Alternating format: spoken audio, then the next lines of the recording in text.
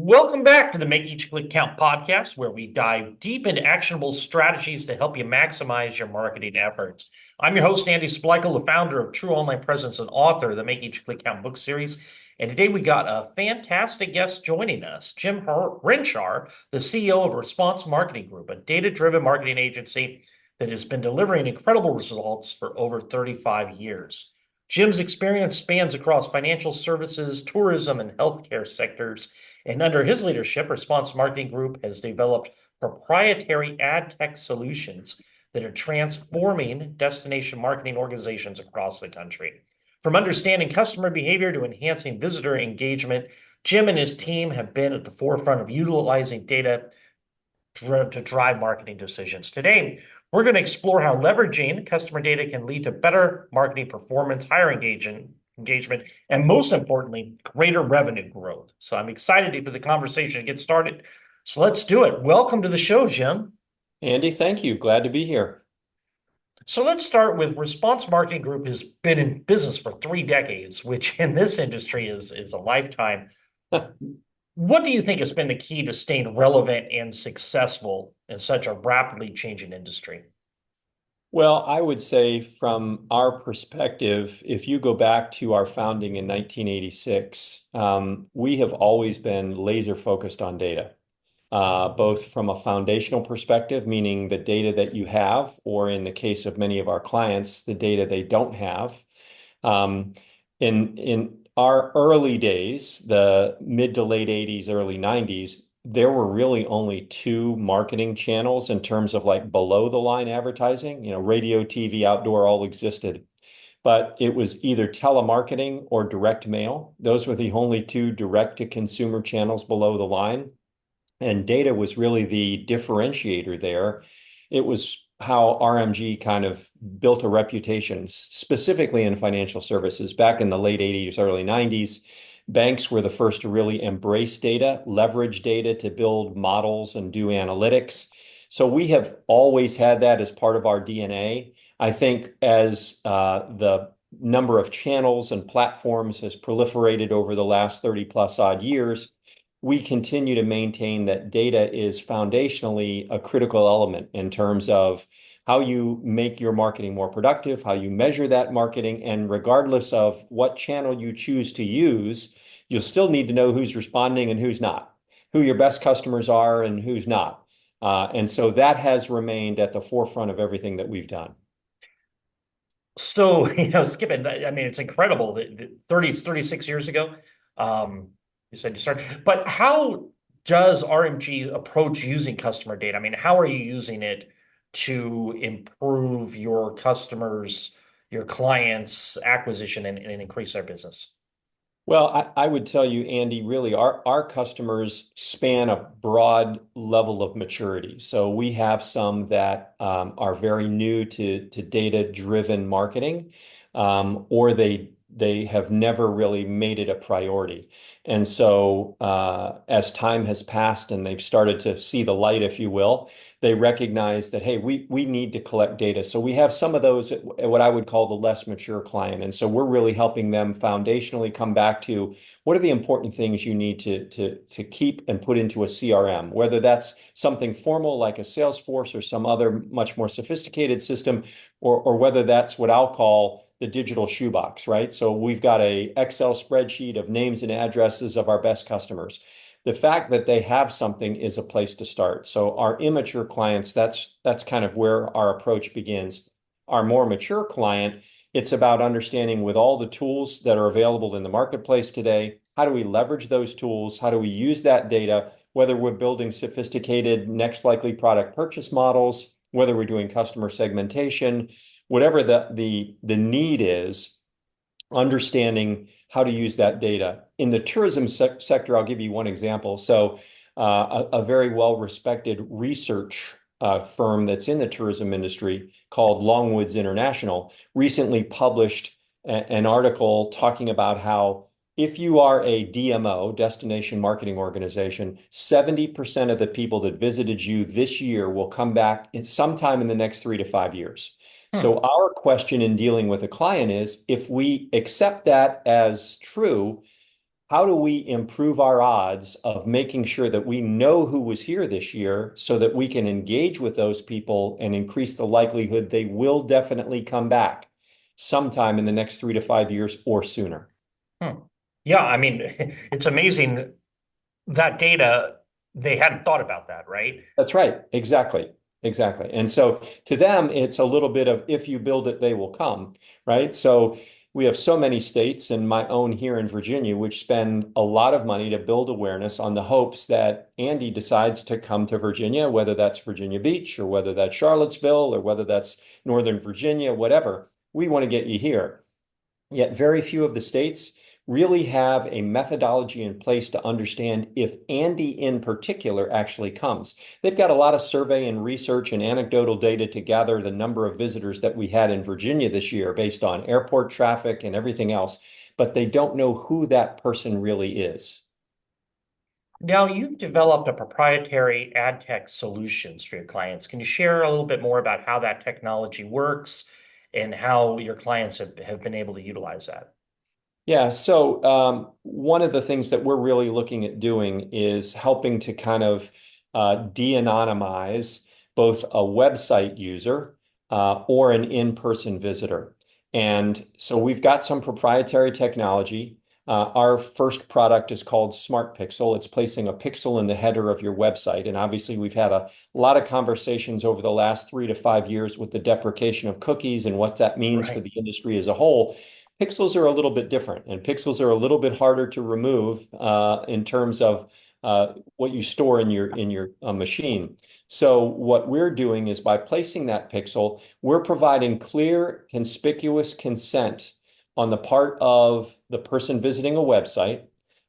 We have a product called Bullseye that captures physically the device that's in my pocket when I walk inside of a geo frame that is also provided based on what you've granted for location tracking with your cell phone provider or Mhm. the apps that you've downloaded or the browser that you have open. So we're dealing in all publicly available information. Want to make sure we get that out because a lot of my clients, the first time we talk about what our ad tech presents, they're like, "Oh, that sounds like creepy pixel to me," or so, how are you guys able to match that information? In 38 years, we've built a 150 million normative database of publicly available information, which is coming from a variety of different sources. So registrations, warranty cards, subscriptions, overlaid with things like property and real estate transactions, NCOA data from the US Postal System, all of that publicly available information, DMV data.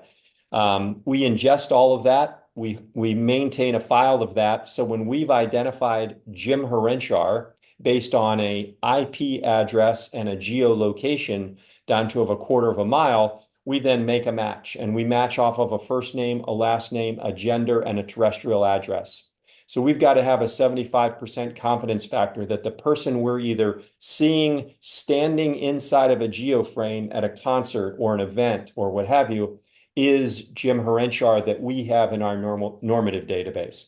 So we make that match, we deliver that data back to the client, and what we're proving in our deployments is that we're able to really begin to track that customer journey, right? We saw that Andy was thinking about coming to Virginia. He was on the website in February. He looked at all these different pages. He came back again 3 weeks later. He looked at these pages, and lo and behold, he showed up at our folk festival in September. And so now we can map that customer journey. Yeah, no, that's amazing. When you get all this data, how are your clients using it? Great question. Some using it from a very integrated perspective where they're informing the success of their ad campaigns. And I would tell you that was what we kind of set out to find at the outset. The tipping point for us was could we help decipher or find the holy grail of marketing and advertising, right? Which is the ability to say, I'm advertising to Andy, and lo and behold, Andy's responding, and I am now built a personal engagement and relationship with Andy. That was what we were trying to solve for. We kind of stumbled on it with a couple data partners that had been down that road working to solve that same issue. So a lot of our clients are saying, first off, we can now build customer segments. We can understand, are we overrepresented or underrepresented in who's coming to our website or who's showing up here in person. And I'll give you an example of that later. It also validates your ad spending to say that if we think that our ad buys are targeting married women and households with kids making over $100,000, is that who's actually coming to our webpage? Google Analytics is great. It was a tool that was developed and launched in 2005, but we're 19 years removed from that, almost 20.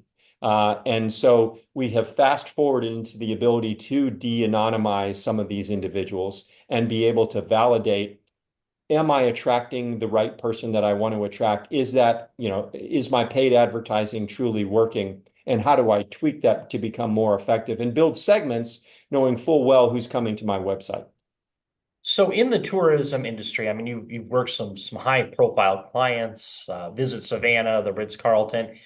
Can you tell us some of the unique challenges that destination marketing organizations face and how RMG's data-driven approach addresses those challenges? Yeah, so I'll give you a couple different challenges. So if we take, let's take a Ritz-Carlton. We've had a great relationship with them, and if I asked you to tell me, when I say Ritz-Carlton, what's your impression of advertising from Ritz-Carlton? And it's probably a print ad somewhere, or maybe it's a TV spot, but more than likely it's a print ad or a digital ad or something you've been exposed to, and it's likely a 60 and older white couple with gray hair who are standing in a beautiful vista somewhere, right? That's what you get from Ritz-Carlton. Well, one of the things we did was a deep dive into who their guests were. And one of the byproducts of doing that was that we identified 72% of their guests had a child 17 or younger that was in the household. And we were like, where is the young people, right? Not all your customers can't be gray-haired 60 and overs, right? So why don't we put kids on paddle boards? Why don't we show kids building sandcastles? When we did that, we increased the awareness and booking rate in those targeted segments by 30% Wow. in less than 12 months. And it only makes sense, right? The family that is looking to take a beach vacation and wants to go in the middle of summer and narrows maybe a couple of the Ritz-Carlton destinations, they created custom landing pages based on all the demographics that they had on their guests. So if we know that Andy fits this description when he comes to our page, this is what the imagery, this is what the copy is going to look like.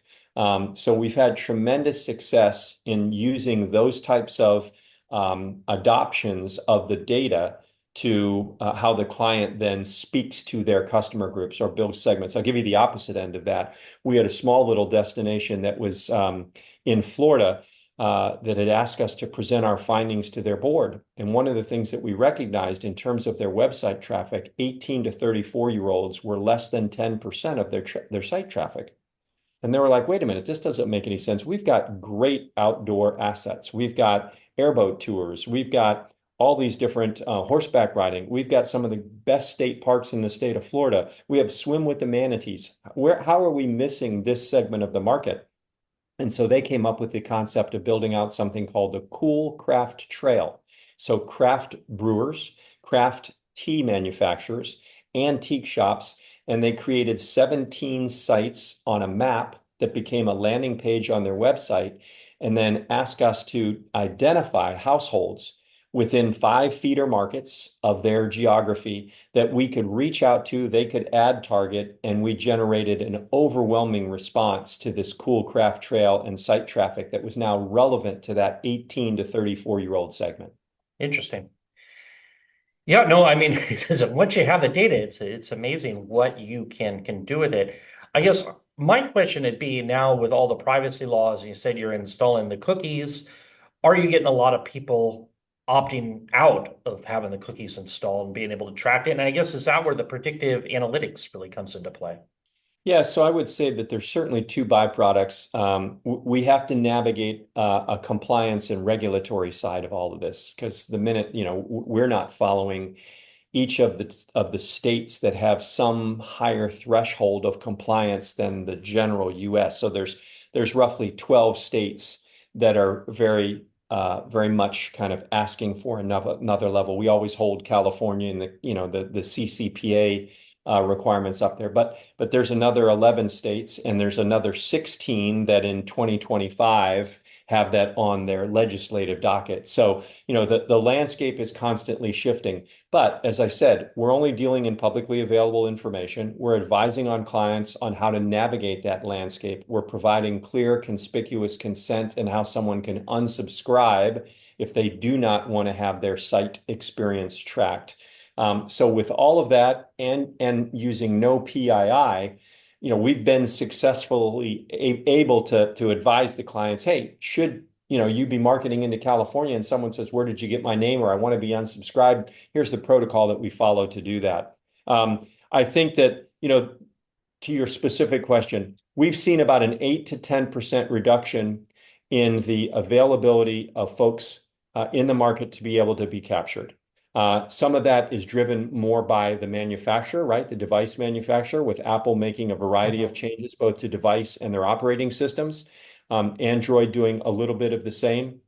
But honestly, Andy, we expected a higher percentage. So we've been happy that it has maintained that 8 to 10%. The other thing that we hear back from our clients, wasn't our specific intent, is that engagement rates are going up when people are receiving advertising or messaging that is relevant to them. So if I am the empty nester, I don't need to see diaper ads anymore, or I don't need to be, promoted different types of events that are targeting, young kids. That's not what I'm doing. And it also opens up the inverse of that is, hey, I know families when kids are in school can't travel Tuesdays, Wednesdays, and Thursdays, so I can promote a discounted rate to an empty nester who's retired that can, leave in a spur of the moment. And so that's proven to be very successful.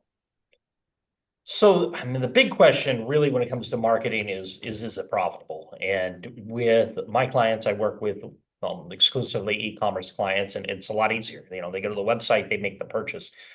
But with your clients and tourism industry, how do you measure the ROI? Well, I think I'll speak to tourism in particular because we do have clients in other industries, as you alluded to earlier, healthcare, financial services, retail.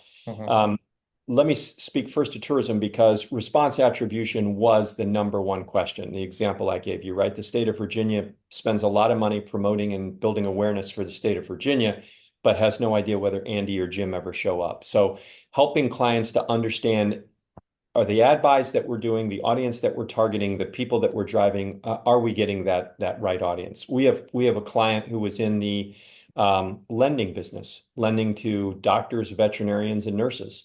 Thought that they were targeting and driving a fixed set of traffic to the site, only to find after we overlaid our Smart Pixel tool wasn't the case at all. Completely the wrong audience. Allowed them to get a lot sharper in terms of narrowing their focus on their ad buys. So that's number one. GA4 is great, but it still doesn't give you all of it's aggregate data. It's it's anonymized data. We believe that we have kind of a little bit of a uniqueness around the ability to do that. The second thing is, I think everybody has a finite budget, right? I mean, GE may have a lot more budget than a small business does, but it's still finite to everybody. And so if we can make that finite amount of budget deploy more effectively for you and give you tools that will allow you to say, yes, this is working, yes, this is not working, or if you want to do some testing, and you say, I do have a finite budget. I can't pour 10,000, 100,000, whatever your multiplier is, into this, but I would like to dip my toe in it. We have the ability to be able to give you back in as little as 48 hours or 2 weeks or 4 weeks, a definitive answer on, is that household of African-American women in Dallas with kids that I'm targeting actually responding to this campaign, and then building a database with which you can engage going forward. Now, you had mentioned some of the different industries you serve. I guess take us through the process of what kind of, when somebody comes to you, I mean, obviously they got to have some sort of a pain point. When do people come to you typically? and what services are you providing them? Yeah. So good or bad, we find that most of our clients come to us as a referral, or a recommendation for somebody, or they see us on a podcast like yours or a Hmm. post that we did on LinkedIn. We don't spend a lot of money, and we also, I'm fortunate enough, we do conferences, so that we'll speak at conferences and we'll have people that'll walk up afterwards. And I love when someone walks up and says, "Where have you been all my life?" We love those. But normally it is a client who is probably a little further along, when I talked about that scale of maturity, right? Someone who gets to the point that says, "You know what, we've been doing it this way for a long time. I think it works, but I'd like to dig deeper into that." And Hmm. they are willing to embrace data. And so regardless of how much data you have, what we advise is we got to make sure that we start collecting it. If you're less mature on that curve, then let's gather information in the tourism industry. Crude example, but we've got clients that have been gathering information at visitor centers, right? So the person, Jim, parks his car, he's going to use the restroom, buy a soda, walks in, there's a book there that asks you to fill out who you are, where you're from, how long you're staying. And I've got a client, a state that had over 900,000 people voluntarily fill out that information, and they were doing nothing with it. Hmm. We're like, oh my God, what a gold mine, right? So Hmm. don't overlook the obvious. If we look at the other end of the scale, we have some clients that are very, very mature, use a lot of our peers or partners in the industry. For us, it's looking at how do we build predictive analytics and things like, okay, if Jim Harenchar, based on age, income, presence of children, home value, is your target customer, then let's see how we find more Jim Harenchars. And that applies, Andy, not just to tourism. In fact, it's one of the later industries to adopt that. In financial services, they've been doing that for years. Going back to the early 90s, when you did get that piece of direct mail in your mailbox, it was because of predictive analytics to determine that you were, number one, most likely to respond based on all your demographics, but secondarily, because you look like an existing customer. So we're using those things that have been in place for years and years, still very applicable to today's market and still working exceptionally well. So you help your clients get the data, and then what's the next step? So the next step is, depending upon their level of segmentation, I'm sorry, of sophistication, it tends to be segmentation. So it's like, okay, let's look at how your entire base of customers or prospects are allocated. So what is in that age band? What's in that income band? What's in the net worth band? What are their interests? We've got over 150 self-reported interests that are a result of you subscribe to a golf magazine, you made a purchase of golf shoes on a website that we're tracking, something along those lines. So if we can begin to enhance the portrait of that individual, then you know how to communicate with that individual, making relevant opportunities. We had a client in Georgia that was getting ready to launch Restaurant Week for the first time ever. They Mhm. went into all the data that we had collected on their site visitors, where we identify things like an interest in running and exercise, an interest in or subscribe to cooking magazines. All of those interests were identified. They pushed out an email to those folks based on their self-reported interests and got a 37% interest rate on their, or, I'm sorry, 37% click-through rate on their email for launching Wow. Restaurant Week. Wow. Yeah, that's huge. So who out there, if they're listening, needs to get a hold of you, and how can they contact you? Yeah, absolutely. So, I mean, I think, to my point, if it's folks that say either I'm intrigued by data and we've Mhm. only dabbled in it, but we want to get our arms around it, we'd love to start there. With those that are what they believe are proficient and now want to take it to the next level because, yeah, I've been deploying GA4 since it launched, got a good understanding, but I need to get better. I need to understand that customer journey. I do want to de-anonymize my site visitors. Those are the folks we'd love to talk to. The easiest way to get to those people is via our website. One of the things we've done, Andy, for your fans and for subscribers, we've actually set up a link where you can get a discount to use our services. So if they go to www.rmg, Robert Mary George, rmg-usa.com /each click, they can get a special discount on RMG services and learn a lot more about what we do. Well, that's great. We'll make sure we put that in the link in the show notes here. Now, this has been a lot of fun, Jim, but got to wrap it up. Is there anything else you'd like to add before we close it down? I think, Andy, we've been very lucky to be around as long as we have. We've tried to remain relevant. I know a lot of people ask me from time to time, what do you see the future holds, right? Are you guys still going to be here 10 more years from now or 10 months from now? I think we will. I do chuckle to myself having been in this business longer than I care to admit that, AI you can't have a conversation around marketing now and talk about AI. I think the funny thing about that is when I first started, it just went by a different name, but if it wasn't big data, it was predictive analytics or it was machine learning. I mean, I think AI will be very, very interesting for all of us to follow, and certainly it will impact my business and everybody's business. But at the end of the day, whether it is AI or machine learning or predictive modeling or what have you, it's still data, right?